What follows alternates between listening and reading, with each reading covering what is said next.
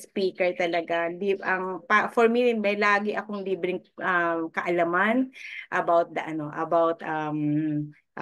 health and wellness talaga. So, without further ado, tawagin ko na po si Coach Doc Eri Herrera. Take it away, Doc. Good morning po sa inyong lahat. Salamat, Coach Sherry Lou. So, I'm excited to be with you again this morning para sa isa na namang fruitful na umagas ngayong araw na ito. So, pag-uusapan natin, lipat naman po tayo sa taas na bahagi, no? Yung utak. So, yun ang pag-uusapan natin. So, pag sinabing seizure, meron tayong mga personal experience o minsan na kikita natin, nanonood tayo ng TV on the spot, no? May na-encounter tayo, nagsi-seizure. So ano nga ba ang kadahilanan nito sa pag-uusapan natin? Pero bago yan, magpapakilala muna ako para sa mga first-timers.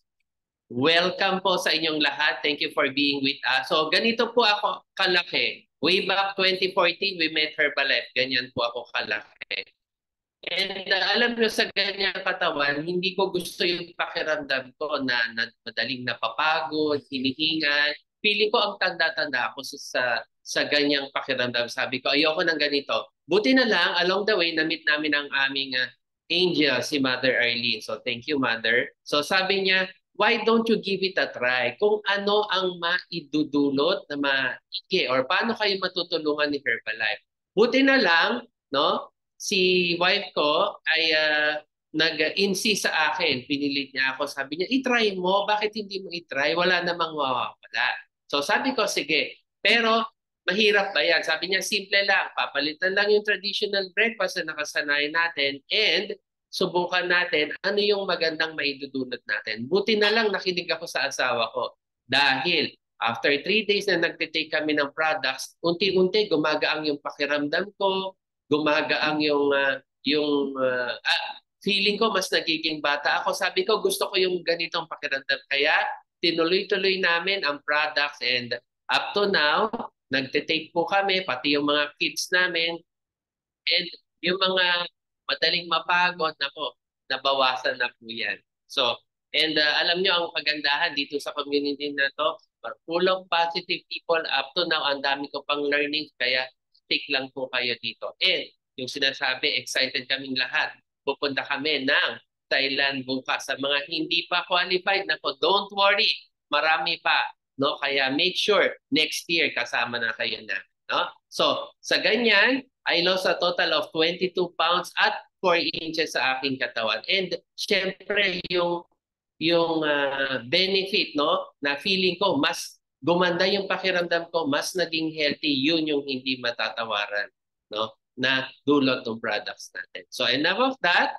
So pag-usapan na natin yung seizure. So pag sinabi pong seizure, isipin po natin na ang ating utak ay series or ito po ay connection ng mga poste ng kuryente. So napakarami po niyan, billions po yan.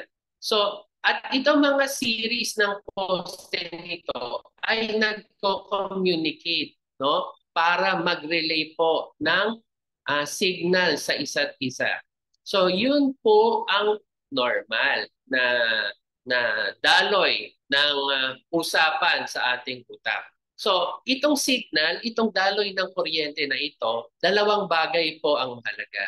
Unang-una, dapat itong daloy ng kuryente na ito mula sa isang poste, papunta sa kabilang poste, papunta sa susunod, dapat po ito ay dire-diretso.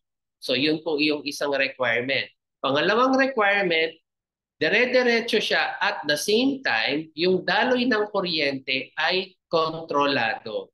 So, hindi po pwede po na dire-diretso lang siya pero hindi siya controlled. So, minsan bumubulusok yung kuryente, minsan mawawala dahil kapag nangyari po yun, hindi dire-diretso yung daloy or hindi siya controlled, uncontrolled yung daloy, doon po nagkakaroon yung tinatawag natin na seizure. So ito yung mahalagang dalawang bagay na dapat masatisfy nung electrical activity sa utak natin para hindi tayo mag-seizure.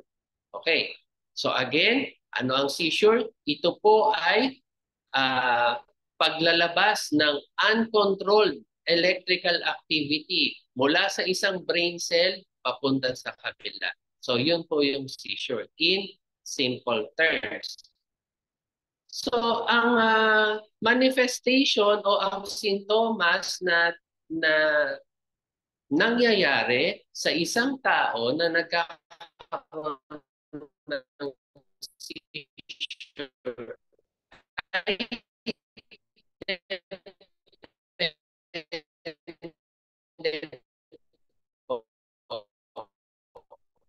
kung atay. Pero hindi lang po yun. Kung ganon po ang manifestation, usually ang tinamaan po yung harap na bahagi o yung frontal lobe ng ating tao. Meron pong seizure na ang presentation po niyan ay minsan nawawalan na lang ng pandinig, or minsan nabablanko siya, or minsan nagba-blurred o nawawala yung paningin tapos bumabalik. So parang stroke po siya, no?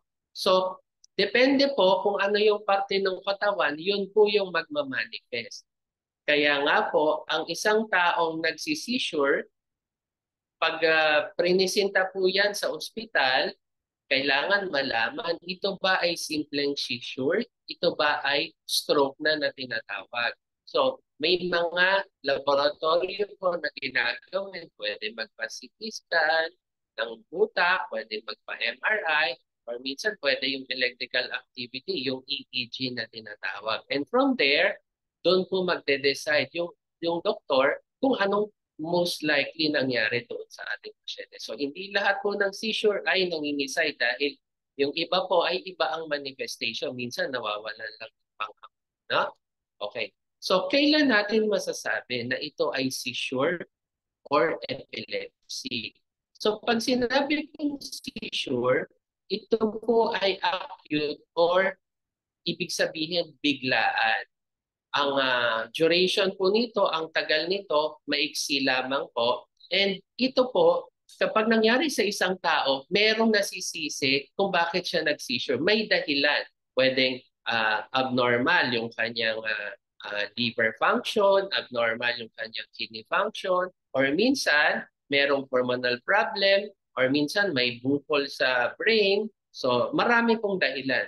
So merong dahilan kung bakit siya nag-seizure. Samantalang ang epilepsy, ito po ay paulit-ulit na seizure na kung saan kada episode ng seizure, wala po silang makitang dahilan kung bakit siya nagsi-seizure. So kapag nangyari po ito paulit-ulit at hindi nila ma-pinpoint anong dahilan kung bakit siya nagsi-seizure, doon po nila pinapangalanan ito na epilepsy. Okay. Nabanggit ko po kanina, maraming dahilan kung bakit tayo nagsisisure. So ito lang po ang ilan sa mga kadahilanan.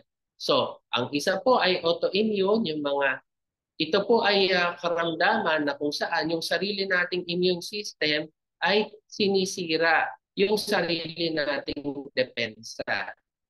Ang classic example po nito ay yung lupus. Okay. Kung unknown naman po, nabanggit ko kanina, hindi ma-pinpoint ano ang cause ng seizure, paulit-ulit, pinapangalanan po ito as epilepsy. Ang mga bukol sa utak, kasi po kapag nagkakaroon po ng bukol sa ating utak, nadidisrupt po yung daloy ng kuryente. Putol-putol or minsan hindi diretso. So, yun po yung dahilan kung bakit ang isang may bukol, no, particularly sa brain, ay pwede maka-experience ng seizure. Trauma din po, yung mga madalas na uumpog or yung mga activity na kung saan prone kayo na nauumpog yung ulo, isa rin po yun sa dahilan. Ano pa? Yung mga nagkaroon na po ng stroke, no?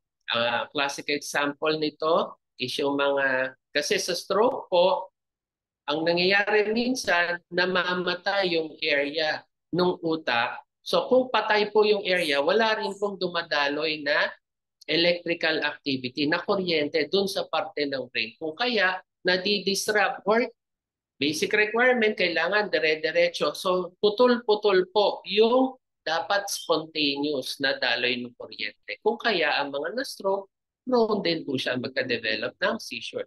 Isa pa po, infection like meningitis and yung mga brain abscess. Nabanggit ko po kanina, kung may problema sa kidneys or liver or hormonal problem, tumataas po yung mga toxin sa katawan and ito po sumasama po sa dugo at ito po ay umiikot sa ating brain. So parang nadidiligan yung utak natin ng mga toxin. Kaya hindi din po siya magandang environment para sa ating utak.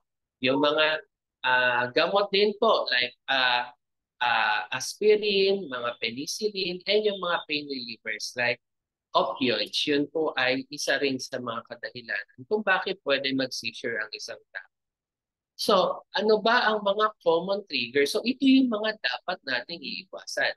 Number one, yung sobrang pagod. Minsan wala na tayong time magpahinga. Puro trabaho na lang tayo, no? Puro timbang na lang yung ginawa natin. Hindi na tayo natulog. Nako, mga coaches, kailangan din natin magpahinga.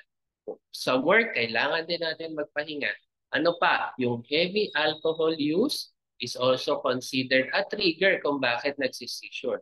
Yung poor medicine compliance, hindi tayo hindi natin nasusunod yung usual na schedule ng ating mga gamot. Stress, no, is also a trigger for developing seizure and syempre yung lack of sleep. Kaya kung meron sa atin dito, meron na i-experience na ito, nako. Mamaya, meron tayo dyan. Meron tayo, no? Yung tinatawag nating herbal retrieve kung hindi kayo makatulog. Na? Sige. So, gusto ko lang po itong i-relate sa inyo. Tandaan po natin, ang isang taong nag-seizure, after tinatawag na magbabalik yan sa uliran niya. At alam niyo ba, nakita nila na ang isang taong nag-seizure, ang nangyayari po, kung titignan nila yung free radical sa dugo nila, nakikita nila ang mga free radical mataas kumpara sa mga taong hindi nag-seizure. And yung mga tao namang prone na mag-seizure, nakikita nila matataas yung mga free radicals sa dugo nila. And itong mga free radicals na ito ay mga nutrient poor or ito yung mga deficient sa mga antioxidants. Ito yung pwedeng sumira din sa ating katawan. So paano natin maiiwasan itong mga free radicals para pumasok sila sa ating katawan or ma-minimize? Unang-una, avoid po natin yung mga pagkain na mataas ang glycemic index or yung mga pagkain na simple sugars or yung refined carbohydrates and simple sugars na tinatawag. So, I'm sure yung mga drinkers natin dito and yung mga coaches familiar so sa mga matataas na glycemic index, so iiwasan po natin yan. Ano pa? Limit natin yung mga processed meats such as, ayan, mga hotdogs, sausages, bacons, spam, salami. So lahat po yan, matataas po yung contribution para magkaroon tayo ng free radicals. Ang mga red meat is also contributory para mag-produce ng free radicals sa ating katawan. Yung mga nagtitipid, paulit-ulit, no? Na ang mantika, pangalawang gamit, pangatlong gamit. So wag na wag po natin gagawin yan kasi harmful po siya and again, contributory po siya sa pagkakaroon natin na mataas na free radical sa ating katawan. So, ang mga free radical, araw-araw po natin yan na-encounter. Sa ayaw at sa gusto natin, ano ang magagawa natin? I-minimize lang po yung exposure. Let's say, yung mga radiation, no? Kung nadaan tayo sa hospital, may nag-x-ray, okay. So, pwede tayong ma-expose doon. O yung mga nagta-travel na mga radioactive chemical. So, pwede rin tayong ma-expose doon. So, ano pa, yung mga medications na iniinom natin, whatever it is, nagkakaroon din po yan ng formation ng free radical. Ang paninigarilyo, syempre, ang fast food, nabanggit ko po kanina, o yung mga refined sugar, simple carbohydrates, ang chronic stress. So kung stress ka sa mga, ano ba, maraming bagay, sa bill, sa asawa mo, So as much as possible, we should learn how to handle yung mga bagay na yon. And syempre, ito wala tayong magagawa. Yung mga environmental pollutants. So, naparating nandyan. So, wag na tayong dumagdag sa mga pollutants na yan. So, anong gagawin natin? Stay away or syempre, cover our nose or kung ano, wag tayong tumira near those areas. Ano pa? Yung alcohol is also contributory. So, if we want to free ourselves from these free radicals, we have to minimize our exposure from this one. So, nabanggit ko nga po, paano natin maiiwasan? Number one, syempre sa pagkain. Hindi na tayo kakain ng canned goods, wag na tayo kakain ng mga simple carbohydrates. Ang ating mga products, napakarami pong pagpipilian dyan. May mga antioxidants na makakatulong sugpuin ang ating mga free radicals na naipon natin through time. And dahil dyan, napaka-amazing ng product natin, no?